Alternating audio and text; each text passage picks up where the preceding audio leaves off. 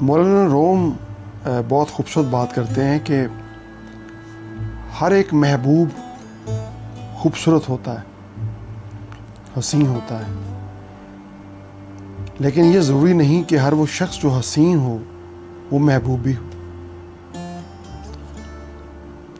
حسن محبوبیت کا ایک لازمہ ہے،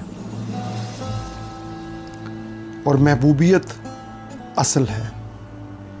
جب محبوبیت موجود ہو تو حسن یعنی بیوٹی موجود ہوتی ہے۔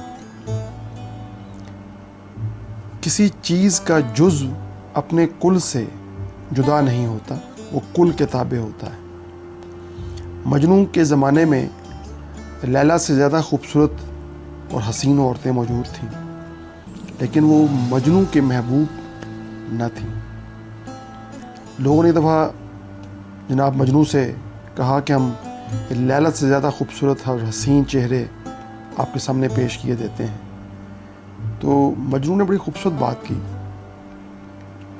کہ میں لیلا کو اس کی صورت کی وجہ سے نہیں چاہتا۔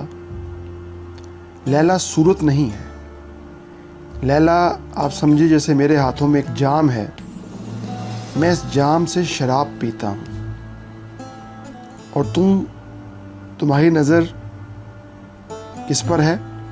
پیالے پر ہے، جو اس کے اندر ہے اس پر نہیں ہے۔ تو تم شراب سے آگاہ نہیں ہو۔ تو یہ اصل میں وہ نقطہ ہے جس پہ ہم غور نہیں کرتے۔ حسن ایک حقیقت ہے، خوبصورتی بیوٹی ایک حقیقت ہے، لیکن حسن اصل میں کیا ہے؟ یہ بہت اہم سوال ہے۔